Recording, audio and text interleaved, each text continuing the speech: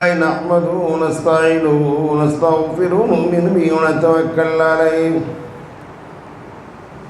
ونعوذ بالله من شرور أنفسنا ومن سيئات أعمالنا من يهده الله فلا مضل له ومن يضلل فلا هادي له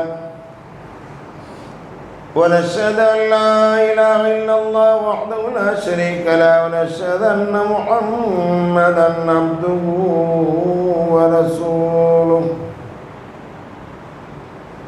اللهم صل على محمد وعلى آل محمد كما صليت على إبراهيم وعلى آل إبراهيم إنك حميد مجيد اللهم بارك على محمد وعلى آل محمد كما باركت على إبراهيم وعلى آل إبراهيم إنك حميد مجيد يا أيها الناس اتقوا ربكم الذي خلقكم من نفس واحدة وخلق منها زوجها وبث منهما رجالا كثيرا ونساء واتقوا الله الذي تساءلون به والأرحام إن الله كان عليكم رقيبا يا أيها الذين آمنوا اتقوا الله حق تقاته ولا تموتن إلا وأنتم مسلمون يا أيها الذين آمنوا ادخلوا في السلم كافة ولا تتبعوا خطوات الشيطان إنه لكم عدو مبين وقال النبي صلى الله عليه وسلم فإن أصدق الحديث كتاب الله وخير الهدي هدي سيدنا محمد صلى الله عليه وسلم وشر الأمور محدثاتها وكل محدثة بدعة وكل بدعة ضلالة وكل ضلالة في النار. வணங்குவதற்கு தலையையும் வாழ்த்துவதற்கு நாவையும்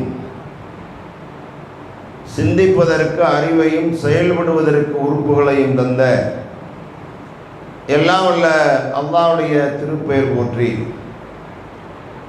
இவ்வையகத்திற்கு வழிகாட்ட வந்த இறுதி தூதர் நமது நாயகம் முஹம்மது முஸ்தபா ரசூலை கரீம் ஸல்லல்லாஹு அலைஹி வஸல்லம் அவர்கள் மீது ஸலாத்தினை சாற்றி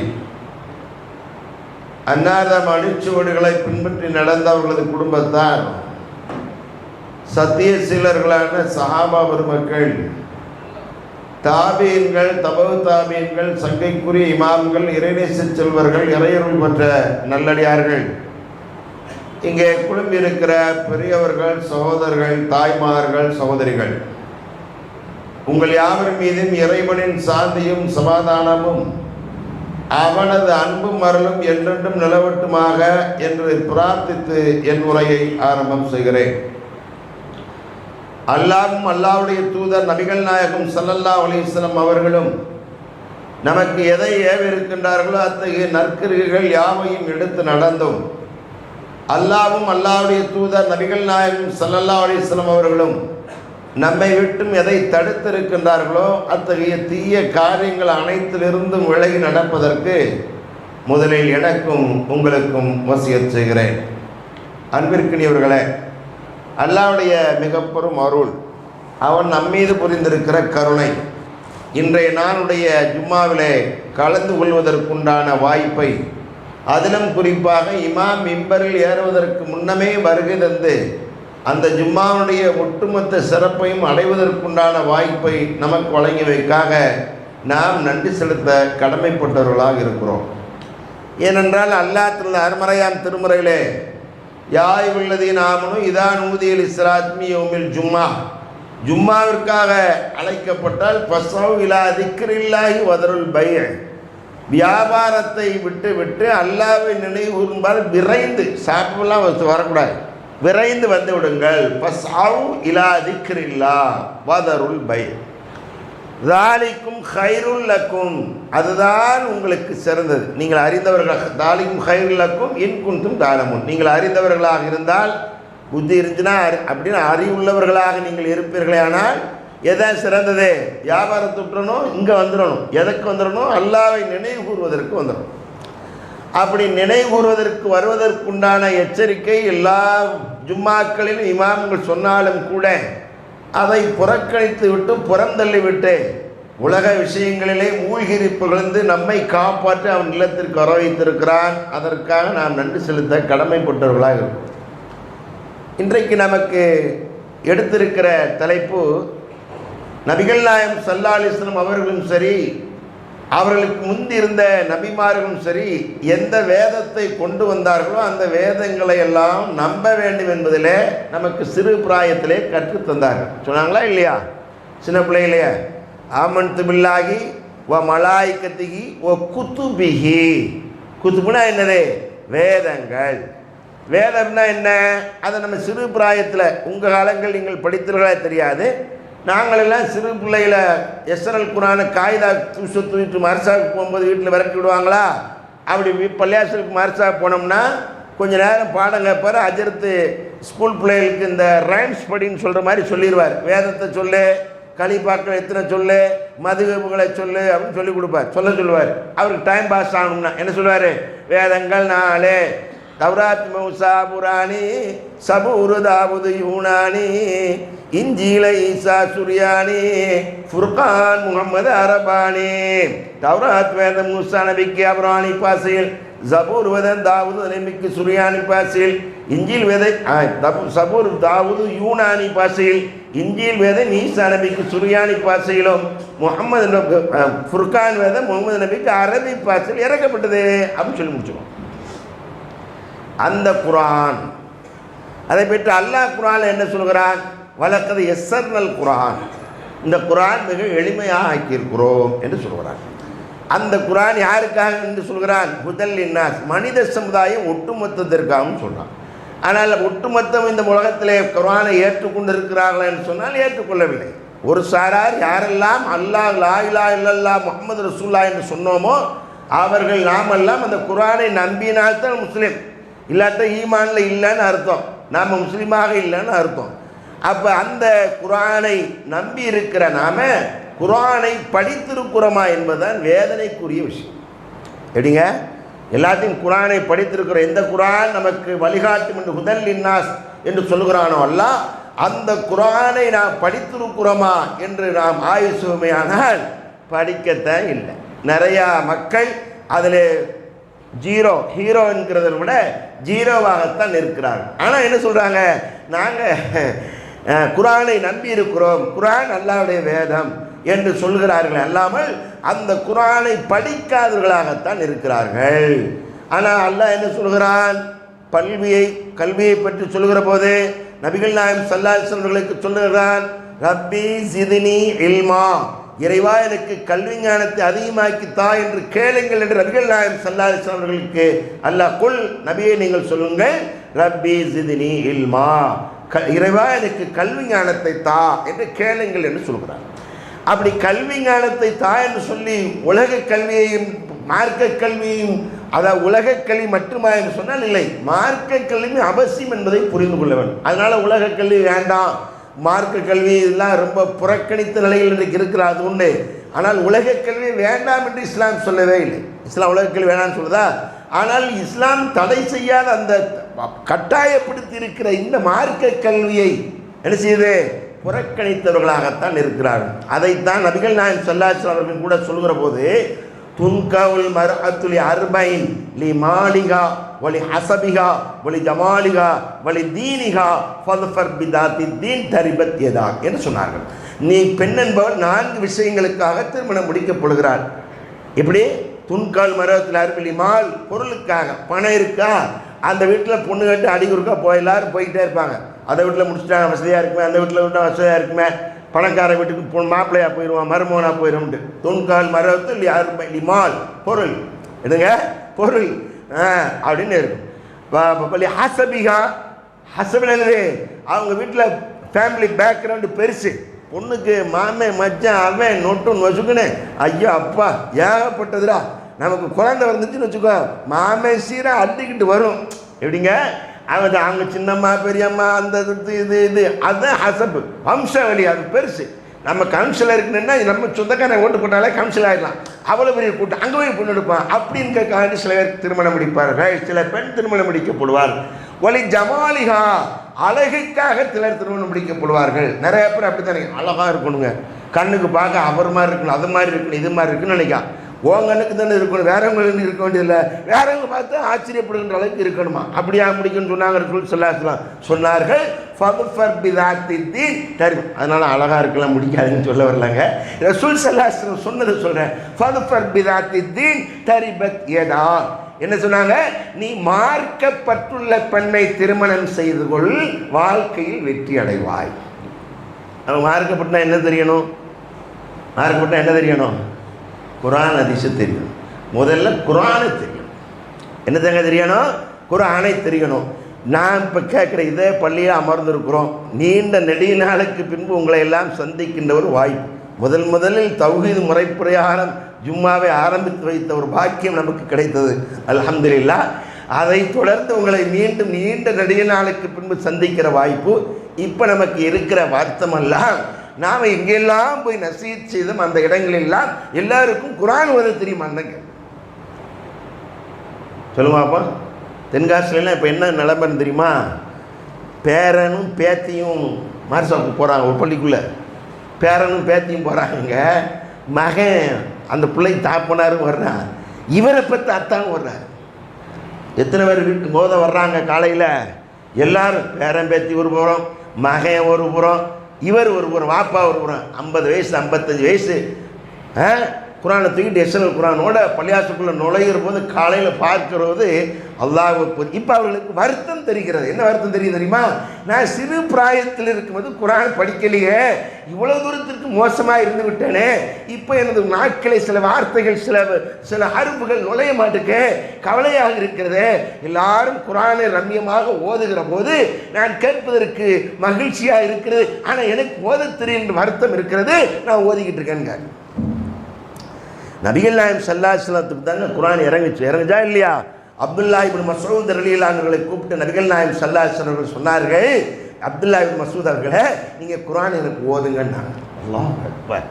உடனே இப்னு மஸ்ஊத் ரலியல்லாஹு யார் சொல்லா, உங்களுக்கு குர்ஆன் இறங்குற என்னை போய் ஓத சொல்கிறீங்களே, இல்லை நீங்கள் ஓதணும் நான் கேட்கணுங்கிறாங்க. யாருங்க? நீங்கள் ஓதுங்கள், அதை நான் கேட்க வேண்டும் என்கிறார்கள். என்னைக்காவது நாம மனைவிக்கு ஓத தெரிஞ்சு, மகளுக்கு ஓத தெரிஞ்சு, பேரனுக்கு ஓத தெரிஞ்சு, பேத்திக்கு ஓத தெரிஞ்சு, வா இங்க வா நீ உட்காரு ஓது நான் கேட்கணும் என்றைக்காக நம்ம கேட்டுருக்குறோமா? நான் ஓதுறேன் நீங்க கேளுங்க என்றைக்காக சொல்லியிருக்கிறோமா? மனைவி குர்ஆன் தொடுறதில்லை, மக குர்ஆன் தொடுறதில்லை, பேரன் குர்ஆன் தொடுறதில்லை, பேத்தி குர்ஆன் தொடுறதில்லை, யாருமே குர்ஆனை தொடுவதே இல்லை. ஆனால் வீட்டில் ஒன்று இருக்கு. எதுக்கு? பறக்கத்துக்கு. குர்ஆன் சும்மா இருந்தால் பறக்கத்து வருமா? சாபந்தான் வரும். குர்ஆன் சும்மா இருந்தால் என்ன வரும்? படிக்கணும்ல. மதுல்லதீன் உம்மிலி தௌராத்துன்னு தௌராத்து சுமந்த கழுதைகளாக குர்ஆன் சும்மையாக இருக்கணும். என்ன செய்யணும்? குர்ஆன் வீட்டில் இருப்பதை எடுத்து படிக்க வேண்டும். அப்போ தானே பறக்கத்து, அப்போ தான் மலக்குகள் வருவார்கள். ரஹ்மத்துடைய மலக்குகள் எந்த வீட்டில் நபிகள் நாயகம் ஸல்லல்லாஹு அலைஹி வஸல்லம் சொன்னார்களே, எந்த உள்ளத்தில் அல்லாஹ்வுடைய திக்ர் இல்லையோ, எந்த உள்ளத்தில் அல்லாஹ்வுடைய திக்ர் இல்லையோ அது இருள் அடைந்த வீடு. எந்த உள்ளத்தில் இருக்கிற இல்லையா இருள் அடைந்த வீடு, எந்த இல்லத்தில் இறை திக்ர் இல்லையோ அது இருள் அடைந்த கபரு என்று நபிகள் சொல்ல சொன்னாங்க. இந்த வீடுகள்லாம் கபிரிஸ்தானத்தானே இருக்கு. என்ன யாரையாவது கூட்டு கேளுங்க, பொம்பளை பேசிக்கிறாங்கல்ல, எப்படிம்மா வாழ்க்கை ஓடுது, எங்கே ஓடுது, போய் கொண்டு வந்து கொடுக்காம பத்தவே மாட்டேன். எப்படி பத்தும்? பத்தாது. ஏன்னா ரஹ்மத்துடைய மலக்குகளும் வீட்டுக்கு வர சொல்லவே இல்லையே, சைத்தானத்தின வீட்டுக்குள்ள உட்கார வச்சிருக்கோம். எனவே எதை வருதா இல்லையோ டிவி வேணுங்க. நீங்கள் வாட்டுக்கு கடைக்கு போயிடுறீங்க, எனக்கு போர் அடிக்குதுங்க, அதனால் 24 இன்ச்சில் டிவி வேணா வைக்கான் டாபார்னு பெருசாக. அவன் இப்போ தூக்கி போடுறான், எங்கே போட்டாலும் உடையாது. வீட்டில் இடைஞ்சலாக இருக்குன்னு பெரிய டேப்லாம் தேவையில்லை, சுவர்லேயே மாட்டி வச்சிருக்கான். தூக்கி கொண்டா வச்சிடுறா. காலையில் ஒரு 9 மணிக்கு போகிறவர் தான், சாப்பாட்டுக்கு தான் வர்றார். போனவர் தான். அப்புறம் சாப்பாட்டுக்கு வருவார். சாப்பாடு டிவினால இந்த மனுஷியாது கணவனுக்கு எப்படி பணிவிடை செய்ய வேண்டும், கட்டுப்பட வேண்டும் கூட தெரியாது. ஏங்க அங்கனையே போட்டிருக்கு, அப்படியே போய் சாப்பிட்டு அப்படியே போயிருங்க. என்ன செய்யணும்? பரக்கத்து எப்போ வரும்? நபிகள் நாயகம் ஸல்லல்லாஹு அலைஹி வஸல்லம் சஹாபாக்கள் கேட்குறேன், யார் சொல்லா நல்லா சாப்பிட்றோம் ஆனால் வயிறு நிறைய மாட்டேங்கிறாங்க. நபிகள் நாயகம் ஸல்லல்லாஹு அலைஹி வஸல்லம் சொன்னாங்க, நீங்கள் தனித்தனியாக உட்காந்து சாப்பிடுவீங்க உங்களுக்கு தெரியுது, அதனால பரக்கத்தில் சேர்ந்து சாப்பிடுங்க அப்படின்னாங்க. குடும்பத்தில் என்றைக்கா சேர்ந்து உட்காந்து சாப்பிட்ருக்கோமா? சாப்பிடல. அவர் இந்த அம்மா டிவி பார்த்துக்கிட்டே சாப்பிடும், அவர் டிவி பார்த்துட்டே சாப்பிடுவார், பிள்ளைகள் டிவி பார்த்து நாடகம் பார்த்துக்கிட்டே அது என்ன செய்யும்? கார்ட்டூன் பார்த்துக்கிட்டே சாப்பிடும். எல்லாரும் இப்படி கார்ட்டூன் பார்த்து, நாடகம் பார்த்து, சினிமா பார்த்து, சிரிப்பு பார்த்து சாப்பிட்டு சாப்பிட்டு செரிமான சக்திகள்லாம் இழந்து என்னாச்சு? ஆஸ்பத்திரி தான் போகும். எந்த ஆஸ்பத்திரிலையும் போய் பாருங்கள், நம்மால் அதிகமாக மற்றால் ஜாதி சமூகம் அதிகமான நம்ம மக்கள் தான் அதிகமாக இருப்பாங்க. ஒரு கவோட 50 பேர் இருக்காங்க, 20-30 பேர் நம்ம தான். என்னம்மா ஒரே வயிறு உப்பிசமாக இருக்குது, செமிக்கவே மாட்டுக்கு, போகவே மாட்டேங்க. அல்லாஹ் அக்பர். ஏன்? அல்லாஹ் நமக்கு தந்திருக்கிற அந்த நேமத்தை, அருள்கொடையை உண்ணுகிற போது அவன் பெயரை சொல்லி உண்ண வேண்டும் அல்லவா? டிவியை பார்த்து அங்கே என்னமா நடக்க போகுது, என்னமா நடக்க போகுது, ஐயோ அவளுக்கு விஷம் வைக்க போகிறானே, இவன் விஷம் வைக்க கொடுக்க போகிறானே, இது ஏன் உனக்கு ஏன் சந்தேகம்? அவங்க 2 பேரும் திரையில் விஷம் வைப்பாங்க, விஷத்தை கொடுப்பாங்க, கத்தி எடுப்பாங்க, குத்துப்பாங்க. திரைக்கு அப்பால் வெளியே அவங்க என்ன செய்வாங்க? எல்லாம் ஒரே கிரவுண்டுக்குள்ளே உட்காந்து அரட்டை அடிச்சுட்டு, தண்ணி அடிச்சுட்டு, சாப்பிட்டுட்டு, கும்மாலம் போட்டுட்டு ஆம்பாட்டுக்கு எழுந்து போயிடுவேன். 1 மணி நேரம் ஒரு ஷாட் நடிச்சுட்டு 5000 ரூபா பாக்கெட்டில் வாங்கி வச்சுட்டு ஆம்பாட்டுக்கு போயிடுவேன். 2000 ரூபா பாக்கெட் வச்சுட்டு ஆம்பாட்டுக்கு போயிடுவேன். நீ உட்காந்துட்டு என்ன செய்வேன்? ஐயோ இன்னும் நடக்க அப்படிங்கிறத உட்காந்துருக்கேன். அதிலே நேரங்களை செலவழிக்கிறார்கள். அல்லாஹ் மறுமையில் கேட்பான். என்னதை கேட்பான்? இளமை பருவத்தை, உன் வயோதிகத்தை எப்படி நீ செலவழித்தாய், எப்படி சம்பாதித்தாய், எப்படி செலவழித்தாய் என்றெல்லாம் விசாரிக்கிற போது நாடகம் பார்த்தேன் அப்படின்னு சொன்னால் என்ன கிடைக்கும்? இந்த விபரீதத்தை இந்த சமுதாயம் என்றைக்கு விளங்கிக் கொள்கிறதோ அப்போதுதான் இந்த சமுதாயம் வெற்றியடையும் என்பதில் சந்தேகம் இல்லை. ஏனென்றால் இந்த குர்ஆனில் இருந்து இந்த சமுதாயம் அதாவது குர்ஆனை புறந்தள்ளி விட்டு உலகத்தில் விஷயங்கள் என்று போகிற நிலைப்பாட்டில் இருந்ததன் காரணத்தினால் இந்த விளைவு. ஒரு செய்தி, தூத்துக்குடியில் ஒரு மணப்பெண் தேர்வு செய்கிற ஒரு நிகழ்ச்சியில் ஒரு புரோக்கர் ஒரு பெண் வீட்டுக்கு மாப்பிள்ளை வீட்டுக்காரனை கூட்டு போடுறாங்க. மாப்பிள்ளை போட்டு அவட கூட்டு போய் உட்காந்து பேசிக்கிட்டு இருக்காங்க. பேசி முடிச்சுட்டு பொண்ணு மாப்பிள்ளை வீட்டுக்காரங்களை பிடிச்சிட்டோன்னே, சரிம்மா நாங்கள் மாப்பிள்ளைகிட்ட பொண்ணை போட்டால் காமிச்சு கேட்டுட்டு வந்து சொல்கிறோம், தகவல் அனுப்புகிறோம் அப்படின்ட்டு கிளம்பி பஸ்ஸில் வர்றாங்க, வேனில் வர்றாங்க. வந்துக்கிட்டு இருக்கும்போது பொன் புரோக்கருக்கு அந்த பொண்ணு, புது பொண்ணு இருக்காங்க, தேர்வு செய்யப்பட்ட பொண்ணு மாப்பிள்ளை வீட்டுக்காரங்க பிடிச்சி போச்சுன்னு சொன்ன பொண்ணு இருக்குல்ல, அது புரோக்கருக்கு ஃபோன் போடுது.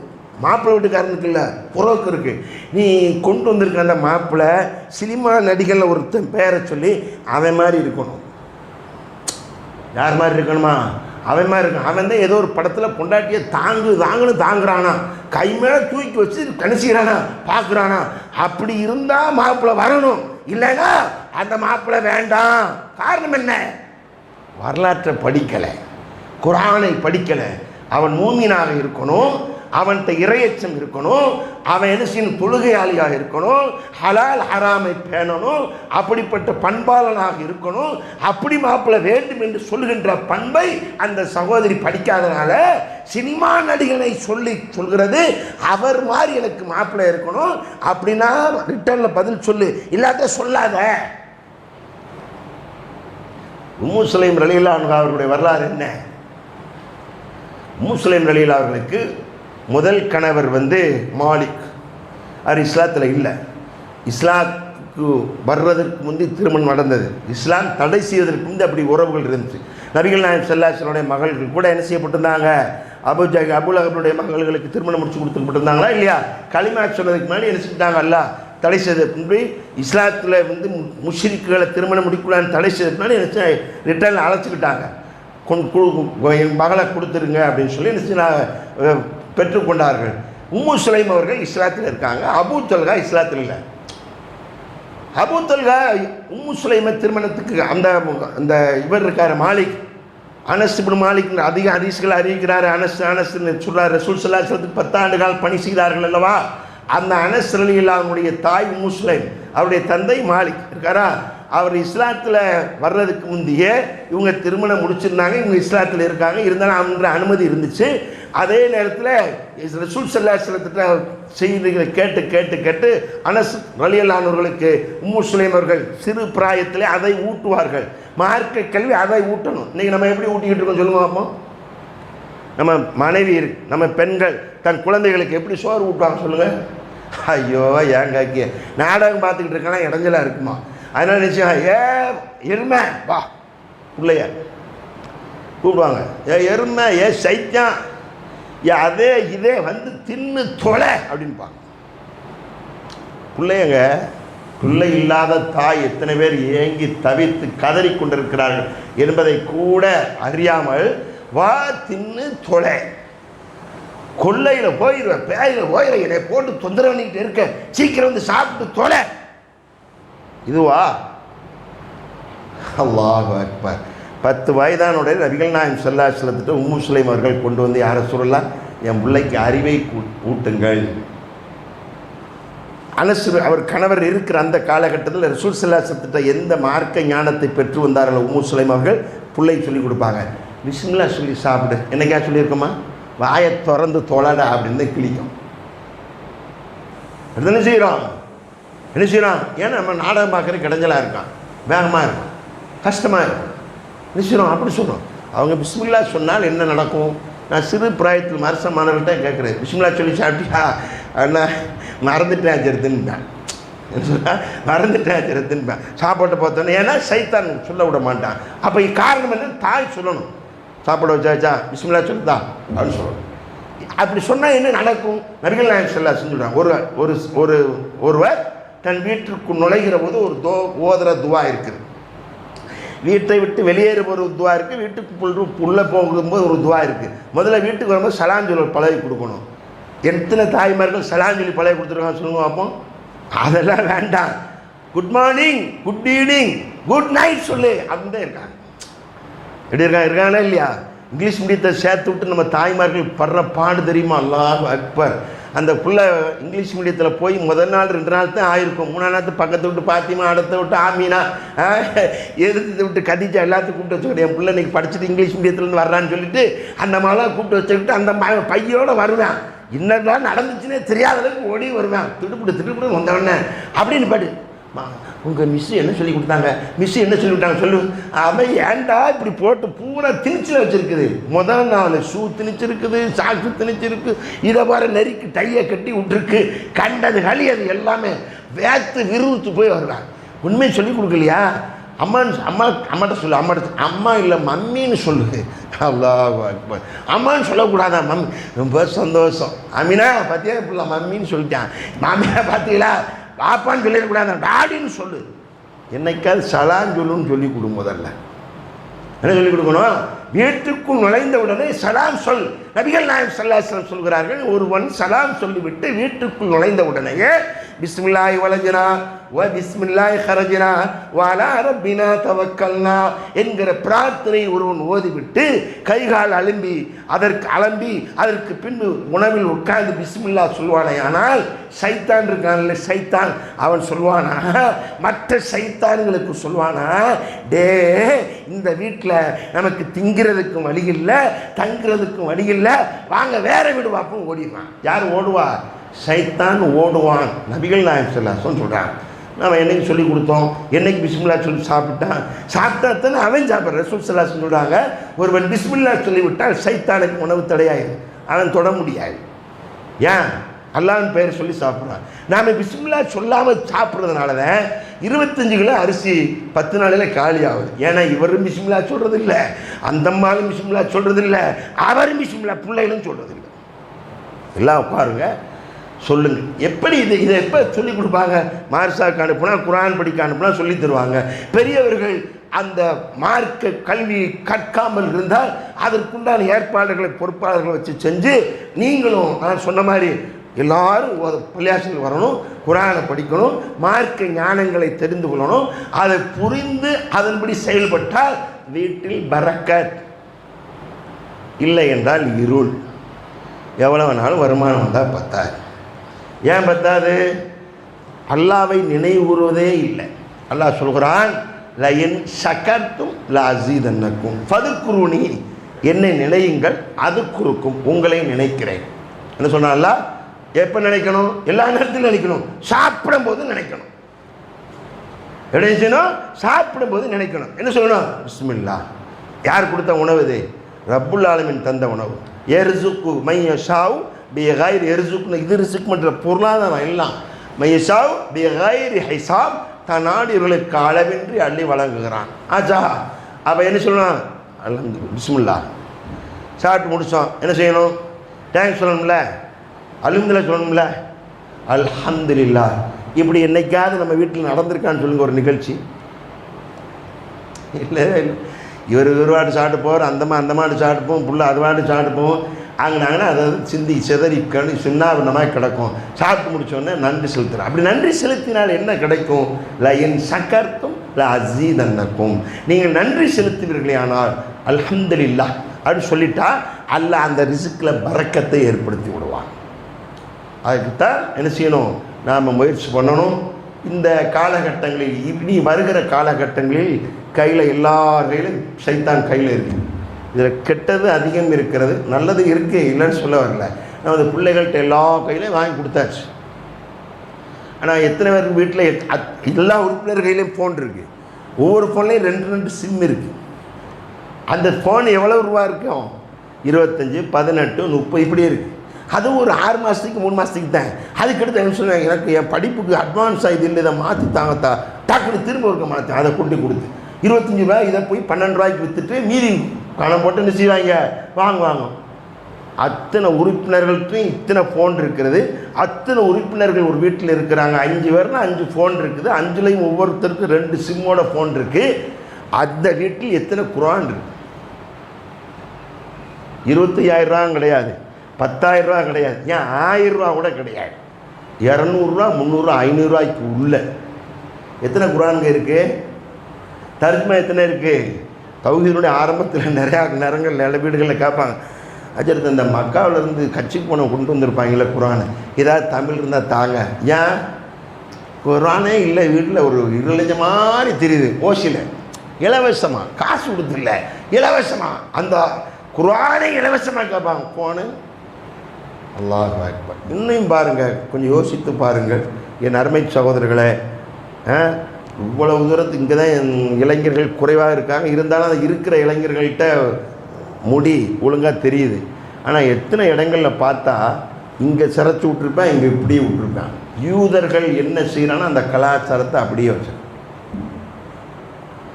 நபிகள் நாயகம் ஸல்லல்லாஹு அலைஹி வஸல்லம் சொன்னாங்க, மன் தஷப்பஹ பிகௌமின் ஃபஹுவ மின்ஹும், யார் பிற கூட்டத்திற்கு ஒப்பாக அவர்களை சார்ந்தவர்கள்.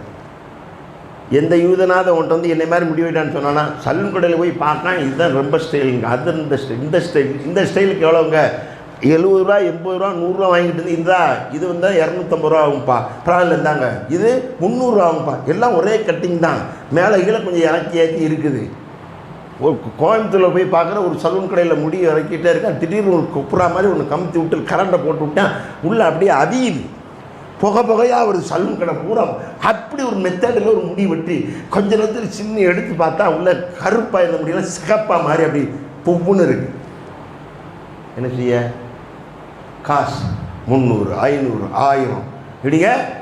என்றைக்காவது ரசூல் ஸல்லல்லாஹு அலைஹி வஸல்லம் சொன்ன அந்த அடிப்படையில் நமது பிள்ளை இருக்க வேண்டும் என்று பெற்றோர்கள் விரும்பினார்களா என்று சொன்னால் இவர்களுக்கும் அந்த மார்க்க ஞானம் இல்லாமல் போய்விட்ட காலத்தில் அந்த விளைவுகள். அப்போ ஹலால் எது, ஹராம் எது, எது ஆகுமானது, எது ஆகாதது, எது சொர்க்கத்திற்கு கொண்டு செல்லும், எது நரகத்திற்கு இழுத்து சென்றுவிடும் என்பதை நமது பிள்ளைகள் புரிந்து கொள்வதற்கு குர்ஆனை முதலில் கற்க வேண்டும்.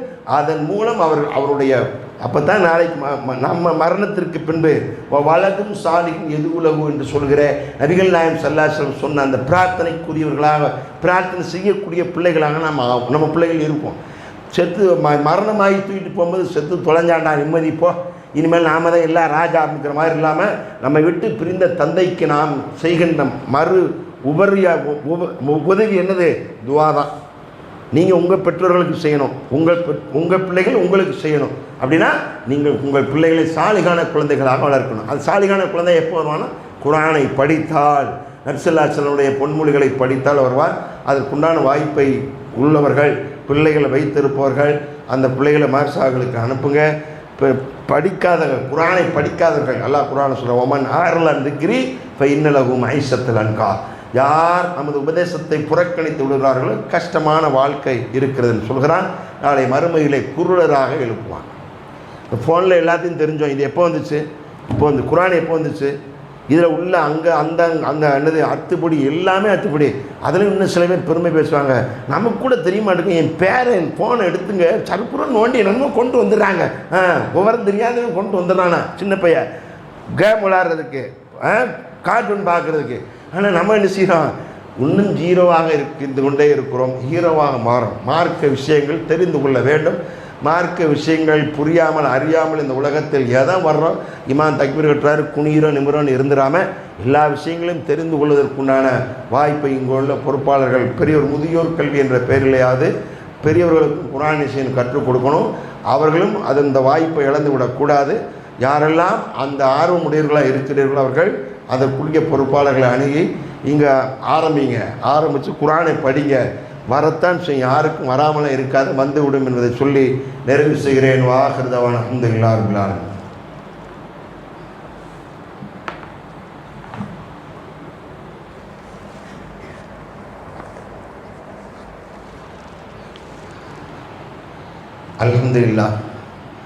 அல்ஹம்துலில்லாஹி நஹ்மதுஹு வ நஸ்தஈனுஹு வ நஸ்தக்ஃபிருஹு வ நு'மினு பிஹி வ நதவக்கலு அலைஹி வ நஅஊது பில்லாஹி மின் ஷுரூரி அன்ஃபுஸினா வ மின் ஸய்யிஆத்தி அஅமாலினா மை யஹ்திஹில்லாஹு ஃபலா முதில்ல லஹு வ மை யுضلل ஃபலா ஹாதிய லஹு. நஷ்ஹது அன் லா இலாஹா இல்லல்லாஹு வஹ்தஹு லா ஷரீக லஹு வ நஷ்ஹது அன்ன முஹம்மதன் அப்துஹு வ ரசூலுஹு. அம்மா பஅத்.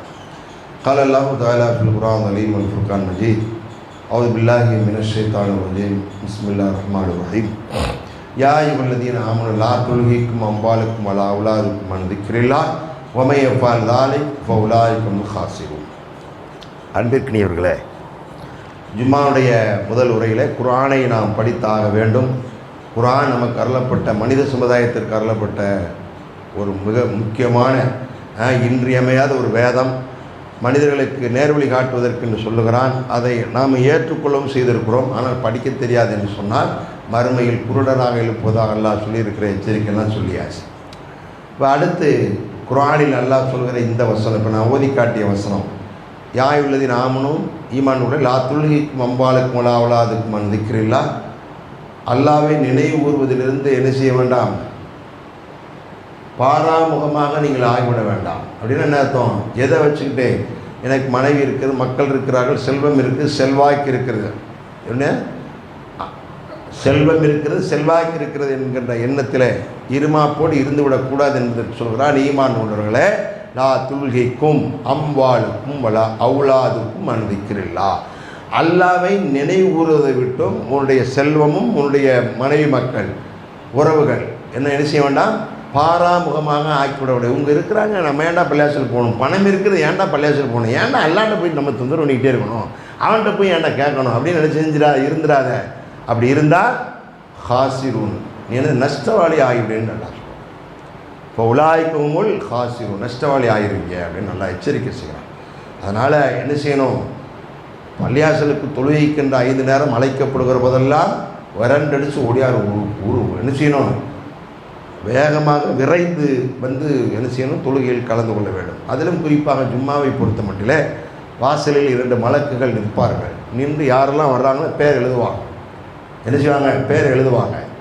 பேர் எழுதி கொண்டே இருப்பார்கள். மிம்பரில் இமாம் ஏறி அஸ்ஸலாமு அலைக்கும் சொல்லியாச்சுன்னா அவங்களும் உள்ளே வந்து உட்காந்துருவாங்க. இன்றைக்கி யாரெல்லாம் இமாம் மிம்பரில் ஏறி பயான் பண்ணிக்கிட்டு இருக்கும்போது வந்தீங்களோ அவங்க பேரெல்லாம் அந்த மலக்குடைய பதிவில் இல்லை. இது ஒரு பெரிய நஷ்டமா இல்லையா? என்ன வேலை செஞ்சுட்டு நம்ம இந்த ஜும்மாவுக்கு பிந்தி வந்தோம், யோசிச்சு பாருங்கள். அப்போ இனி வருகிற காலங்களில் ஜும்மாவுக்கென்று இமாம் மிம்பரில் ஏறுவதற்கு முந்தையே நீங்கள் என்ன செஞ்சிடணும், வந்து விட வேண்டும். வந்து எதிர்பார்த்து அமர்ந்திருக்கணும். ட்ரெயின் 11 மணிக்கு தான் வரும்னா 10:30 மணிக்கே போய் ட்ரெயினுக்கு உட்காந்துருக்குறோம். ஃப்ளைட் இத்தனை மணிக்கு அப்படின்னு சொன்னால் 3 மணி நேரத்துக்கு முந்தி வா, அப்போ தான் உள்ளே அலோட் பண்ணுறோம்னா அப்போ வந்து நிற்கும். ஆனால் பள்ளியாசலுக்கு தொழுகை என்று சொன்னாலே, ஜும்மா என்று சொன்னாலே அதை ரொம்ப பொடுபோக்காக பவுண்டா அந்த ஆள் 1:15 வரைக்கும் 1:30 வரைக்கும் பேச போகிறேன், கடைசியாக ஒரு காற்று கிடைக்கும், பிந்தி வந்து முந்தி ஓடி விடுற பொடுபோக்குத்தனம் இருக்கிறது. என் அருமைக்குரியவர்களை ஒரு எச்சரிக்கையோடு முடிவு செஞ்சுருவோம். அதாவது உரையை நிறைவு செய்வோம். காலையில் 8 மணி வரைக்கும் வாக்கிங் போனார், நல்லா எல்லாம் சுற்றிக்கிட்டே இருந்தார். 42 வயசு தான் ஆகுது. எத்தனை வயசுங்க? 42 வயசு தான். வாக்கிங் போனார், எல்லாம் வந்தார், புகார்னு வீட்டுக்கு வந்தார், நெஞ்சு வலிக்குதுனாரு. டாக்டரை தூக்கிட்டு போனாங்க. பெரிய ஆஸ்பத்திரி, தென்காசியில் நுழைஞ்ச உடனே ஒரு ஆஸ்பத்திரி இருக்குது, அங்கே கூட்டு போனாங்க. டாக்டர் இல்லைன்ட்டாங்க, பெரிய ஆஸ்பத்திரியில். அதுக்கடுத்து இன்னொரு டாக்டர் விட்டு போனாங்க, ஃபினிஷ் முடிஞ்சு வச்சுட்டாங்க. 42 வயசு தான். இதுதான் உலக வாழ்க்கை, மரணம் அப்படி தான் இருக்குது. எதை மறந்தாலும் இதை மறக்க முடியாது, மரணத்தை மறக்க முடியாது. அப்படி மரணம் நம்மை தழுவிக்கொண்ட பின்பு நம்ம நிச்சயமாக நீங்கள் கட்டிய வீடு, நீங்கள் வச்சுருந்த காரு, நீங்கள் வச்சுருந்த செல்வம் எல்லாத்தையும் விட்டுட்டு போகத்தே ஆகணும். அப்படி போகும்போது நம்ம தயாராக இருக்கிறதுக்கு ஃப்ரீப் கேஸில் எடுத்துக்கிட்டு டூர் போகும்போது ஃப்ரீப் கேஸில் எல்லாத்தையும் எடுத்துகிட்டு போன மாதிரி மறுமைக்காக வேண்டி நன்மை எடுத்துகிட்டு போகணும். அதுக்காக ஏற்பாடுக்காகத்தான் அல்ல அந்த உலகத்தில் நம்ம என்ன செஞ்சுருக்கிறான், படைத்திருக்கிறான். அல்லது ஹலக்கல் மௌத்துல் ஹயாத்தில் எவ்வளவுக்கும் ஐயுக்கும் ஹசனமலா, வாழ்வையும் மரணத்தை எதுக்கு நாம் வச்சுருக்கோம்னா, நீ எவன் நல்லவன் எவன் கெட்டவன் பிரித்தறியக்கூடியதற்கு தான் அந்த வாழ்க்கை மரணமும் என்பதை புரிந்து அல்லாஹ்வை நினைவுறு நல்லடியார்களாக அவனை புரிந்து கொள்வதற்குண்டான வாய்ப்பை எது ஏற்படுத்தி தருகிறதோ அதை விளங்கியவர்களாக ஆவதற்கு அல்லாஹ் எனக்கு உங்களுக்கு அருள் செய்வானாக. வாஹிர் தஅவானா அல்ஹம்துலில்லாஹி ரப்பில் ஆலமீன்.